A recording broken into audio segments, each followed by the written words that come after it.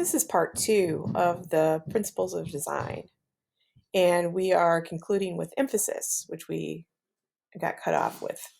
Emphasis is, as I mentioned, a visual exclamation point in a piece of art. It is where the artist wants you to focus your attention, or sometimes it's a specific area, or it's an idea or a concept for the artwork. When we look at this piece, um, as I mentioned before, my eye is drawn up to the upper right-hand corner with that black rectangle, which is surrounded by red, which, as we know in art, it's color theory, red is one of the most vibrant and eye-catching of the colors for humans. We immediately respond when we see red. So the artist is making us shift our focus to that corner of the piece. After we look at that, then our eye tends to travel around the work. So we artists use emphasis to sort of direct the focus of our people who are viewing the work or give them an idea to focus on. Here's some examples of emphasis.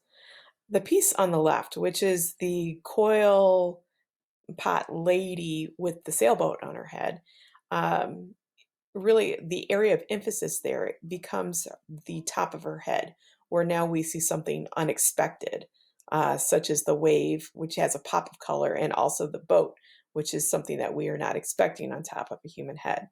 If we remove that, we would have less of an area of emphasis for that sculpture.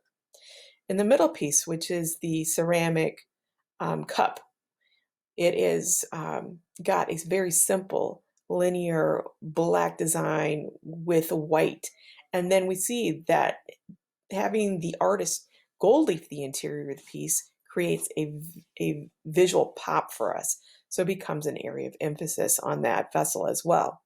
The piece on the right is basically, if you look at the middle, it's almost like a bullseye, and it directs our attention into the middle of the composition, and then our eye starts to move around and explore other areas. But when I look at that composition, again, I look at the middle immediately, and then my eye travels around the rest of the composition.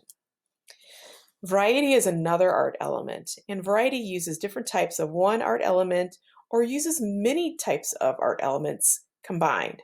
So a lot of times I think of variety as the spice of life. Um, sometimes variety can be almost too much, and sometimes it can be overwhelming. And if you don't have enough variety in a piece, then it can be boring. So variety is very important, and you have to be careful in the way that you use it.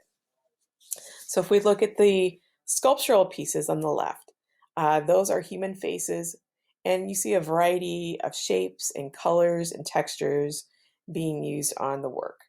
The piece on the right has a lot of variety of design going on in terms of its pattern and its rhythms, in terms of the carvings, and the colors being used. So lots of variety in the piece on the right. Unity is sort of the opposite of variety, but they almost work together, because if you have too much unity, something will feel sort of boring. And if you disrupt your unity too much, then sometimes your pieces look awkward or sometimes surreal, but sometimes artists want that to happen. So unity is the feeling that everything belongs in an artwork. And these are three examples of very unified artworks. The piece on the left, which kind of looks like brain to me, all has that same repeating color, same repeating organic style to the sculpting.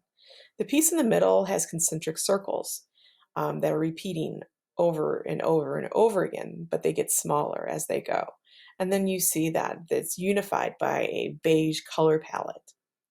The piece on the right that kind of looks like a curled up snail shell has a repeating line and that repeating spiral that goes in and in and in. And again, having one or two colors really helps unify that artwork.